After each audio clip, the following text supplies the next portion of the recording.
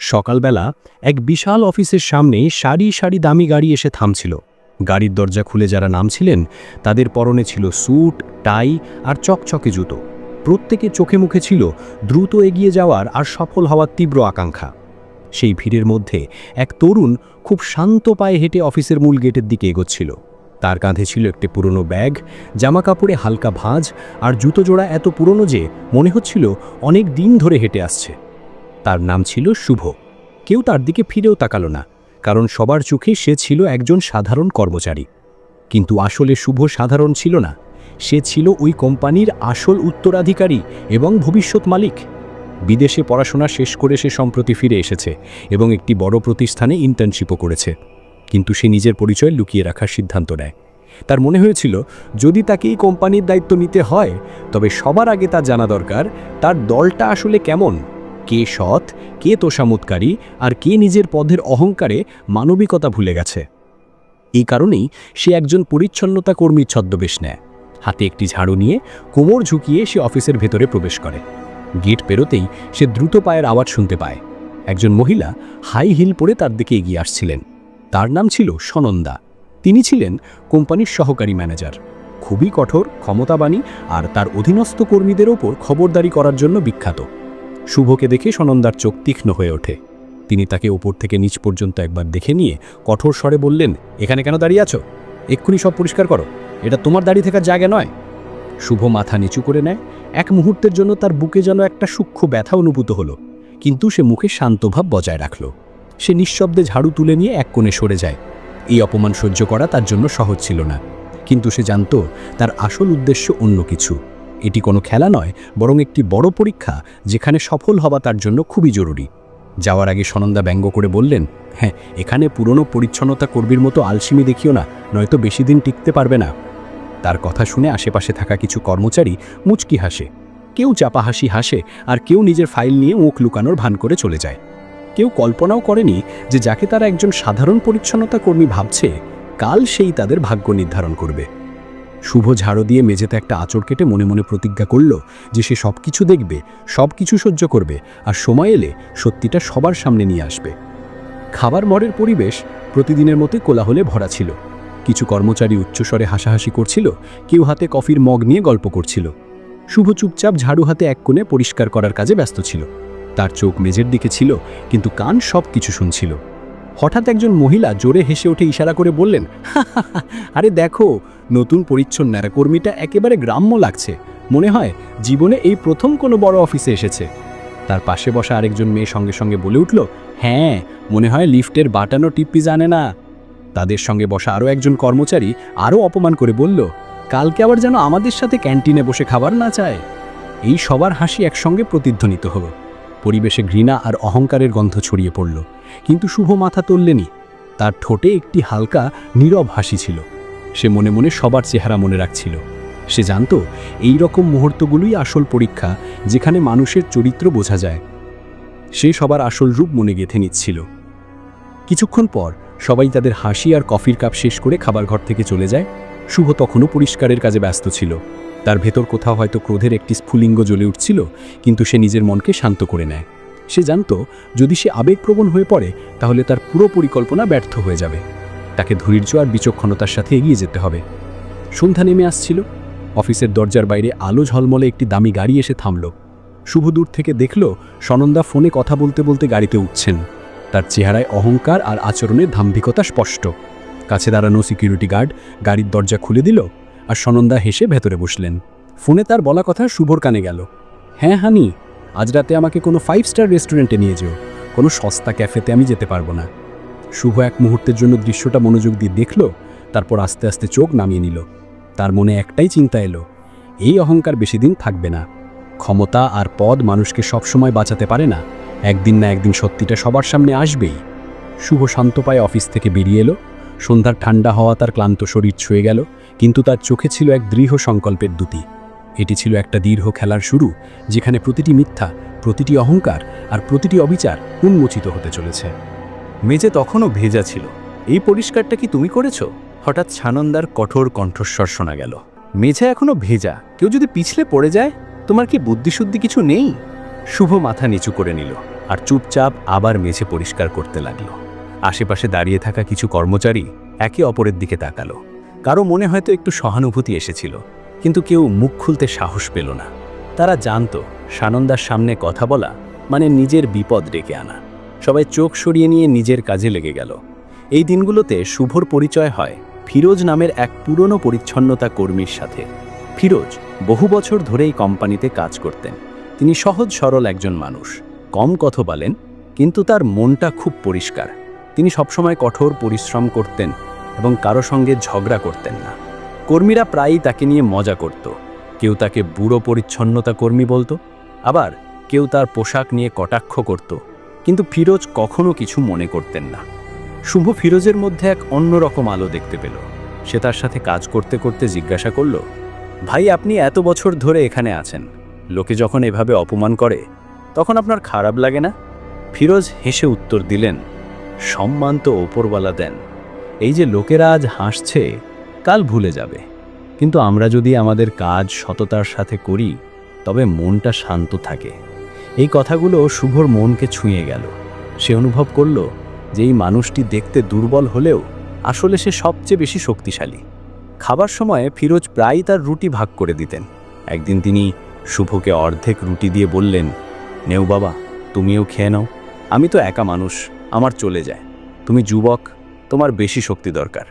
শুভর চোখে হালকা জল চলে এলো। সে মনে মনে ভাবল, যদি কোম্পানিতে কারো সবার আগে ন্যায় বিচার পাওয়া উচিত হয় তাহলে সে হলো ফিরোজ। সে ফিরোজের চরিত্রের দৃঢ়তা আর মনের কোমলতার একজন অনুরাগী হয়ে গেল।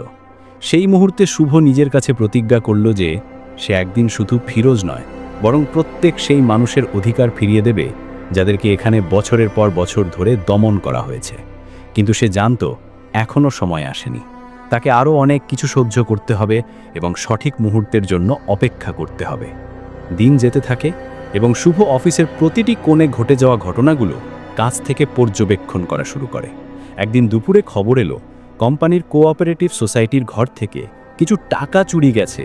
খবরটি ছড়িয়ে পড়তেই অফিসে হইচই পড়ে গেল। সবাই নিজেদের টেবিল ছেড়ে উঠে আলোচনা করতে লাগলো। কেউ বলল হয়তো কাগজপত্রে ভুল হয়েছে, আবার কেউ বলল এটা নিশ্চিতভাবে কোনো ভিতরের কর্মচারীর কাজ।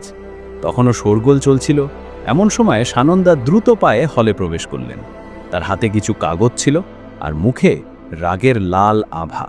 তিনি সবার সামনে জোরে বললেন, আমি জানি টাকা কে চুরি করেছে, এ কাজ আর কারো নয়, ফিরোজের। ফিরোজ, যিনি তখন পানির গ্যালন নিয়ে ঘরে এসেছিলেন, হতভম্ব হয়ে সানন্দার দিকে তাকালেন। তার কণ্ঠস্বর কেঁপে উঠল, ম্যাডাম, আমি কিছু করিনি, আমি তো শুধু পানি রাখতে এসেছিলাম, টাকার বাক্সে হাতও দিইনি। কিন্তু সানন্দা তার কথা শুনলেন না। তিনি সবার সামনে ফিরোজকে কঠোর ভাষায় তিরস্কার করলেন, বন্ধ করো, তোমাদের মতো লোকেরাই কোম্পানির বদনামের কারণ হয়, তোমাকে তো এখান থেকে বের করে দেওয়া উচিত। আশেপাশে দাঁড়িয়ে থাকা কর্মীরা চুপ ছিল। কেউ সাহস করে ফিরোজের পক্ষে একটি কথাও বলতে পারল না।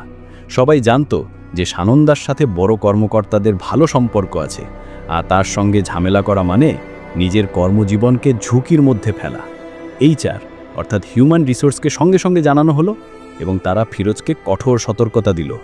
ফিরোজের মুখ ফ্যাকাশে হয়ে গেল। সে চুপচাপ মাথা নিচু করে ঘর থেকে বেরিয়ে গেল। শুভ দূর থেকেই দৃশ্য দেখছিল। তার মন ভেঙে গেল। সে জানত ফিরোজ নির্দোষ, কিন্তু সবাই শুধু চোখ ফিরিয়ে নিয়েছে। রাতে যখন অফিস খালি হয়ে গেল, শুভ চুপচাপ সিকিউরিটি রুমে প্রবেশ করল। সে কম্পিউটারে গিয়ে ঘরের ক্যামেরার রেকর্ডিং খুলল। স্ক্রিনে স্পষ্ট দেখা গেল যে ফিরোজ ঘরে এসেছিল, গ্যালন রেখেছিল এবং সঙ্গে সঙ্গে বেরিয়ে গেছিল।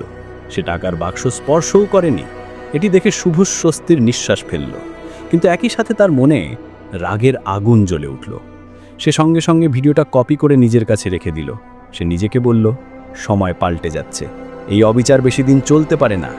সেই রাতটি ছিল শুভর জন্য একটি গুরুত্বপূর্ণ রাত। সে সিদ্ধান্ত নিল যে সে শুধু দর্শক হয়ে দাঁড়াবে না, বরং খুব শীঘ্রই এই ব্যবস্থাটা ভেঙে দেবে। পরের দিন সকাল, অফিস জুড়ে এক অন্যরকম নীরবতা। সবাই জানত কিছু একটা বড় ঘটতে চলেছে। ঠিক তখনই অফিসের মূল গেটে একটি কালো দামি গাড়ি এসে থামে। গাড়ি থেকে এক স্মার্ট তরুণ নামেন। তার পরনে চকচকে স্যুট, চোখে মধুনিক সানগ্লাস আর চেহারায় এক অদ্ভুত দৃঢ়তা। সবাই অবাক হয়ে তাকিয়ে রইল, কারণ এই তরুণটি আর কেউ নয়, স্বয়ং শুভ। কিন্তু এখন সে তার আসল রূপে। অফিসের গেটে দাঁড়ানো গার্ড এবং অন্যান্য কর্মচারীরা অবাক হয়ে তাকিয়ে রইল। তাদের চোখ প্রায় কপালে উঠে গেছিল, কারণ এই সেই তরুণ যাকে তারা মাত্র কয়েকদিন আগে একজন সাধারণ পরিচ্ছন্নতা কর্মী হিসেবে দেখেছিল। শুভ শান্তভাবে ভেতরে প্রবেশ করে। তার সাথে তার ব্যক্তিগত সহকারীও ছিল। সেই সহকারী হাতে একটা ফাইল নিয়ে দ্রুত গতিতে তার পেছনে পেছনে আসছিলেন। তারা দুজনেই মিটিং হলের দিকে এগিয়ে গেলেন, সেই হল যেখানে কোম্পানির সব বড় মিটিং হতো। আর আজ সেখানে সবার জন্য একটি বিশেষ মিটিং ডাকা হয়েছে। মিটিং হলে সবাই একে একে প্রবেশ করা শুরু করলো। সানন্দা একটা বড় হাসি নিয়ে শুভকে স্বাগত জানাতে এগিয়ে এলেন। তিনি তখনও শুভকে চিনতে পারেননি।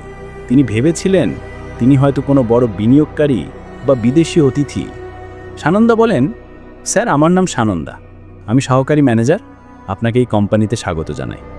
শুভ তার দিকে তাকিয়ে মুচকি হাসলেন। সেই হাসি সানন্দার কাছে অপরিচিত ছিল, কিন্তু তাতে ছিল একটা নীরব বিদ্রূপ।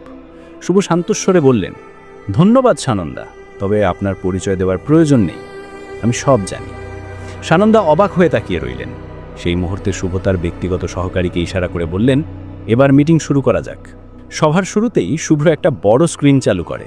স্ক্রিনে সেই সিসিটিভি ফুটেজটি চলতে শুরু করে যেখানে ফিরোজের উপর মিথ্যা চুরির অভিযোগ আনা হয়েছিল। সবাই হতভম্ব হয়ে দেখছিল কিভাবে সানন্দা একটা নিরীহ মানুষকে সবার সামনে অপমান করেছিলেন। ফুটেজে স্পষ্ট দেখা যায় যে ফিরোজ শুধু পানির গ্যালন রেখে চলে গেছিলেন এবং তিনি টাকার বাক্স স্পর্শও করেননি। ভিডিওটি শেষ হতেই হলের মধ্যে পিনপতন নীরবতা নেমে আসে। শুভ গম্ভীর স্বরে সবাইকে বলে, গত কয়েকদিন ধরে আমি এখানে ছিলাম, শুধুমাত্র একজন সাধারণ মানুষ হিসেবে নয়, বরং এই প্রতিষ্ঠানের ভবিষ্যৎ হিসেবে। আমি দেখতে চেয়েছিলাম আমার এই পরিবারে কে আসলে সৎ আর কে শুধু ক্ষমতার পেছনে ছুটছে। আমি দেখেছি এখানে কিছু মানুষ তাদের অহংকার আর মিথ্যা অহমিকার জন্য অন্যকে কত নিচে নামাতে পারে।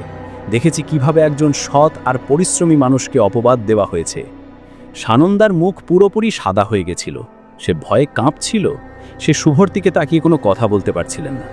শুভরের পর ফিরোজকে ডাকেন। ফিরোজ তখনও ভয়ে ভয়ে সভাকক্ষে প্রবেশ করলেন। তার পুরনো পোশাক আর চোখে মুখে সেই পুরনো ভয়। শুভ হাসি মুখে তার কাছে গিয়ে বলেন, ভাই ফিরোজ, আজ থেকে আপনি এই কোম্পানির লজিস্টিক কোঅর্ডিনেটর। এটা আপনার সততা আর পরিশ্রমের পুরস্কার। আপনি একজন সৎ আর প্রকৃত মানুষ। আমি আপনাকে সম্মান জানাই। ফিরোজের চোখে জল চলে এলো। তার মুখে আনন্দ আর কৃতজ্ঞতার এক মিশ্র অনুভূতি দেখা গেল। তিনি শুভকে ধন্যবাদ জানালেন এবং কোনো কথা না বলে কাঁদতে শুরু করলেন।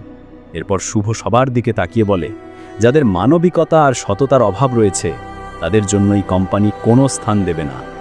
এর ফলস্বরূপ সানন্দাকে কোম্পানি থেকে বের করে দেওয়া হয়।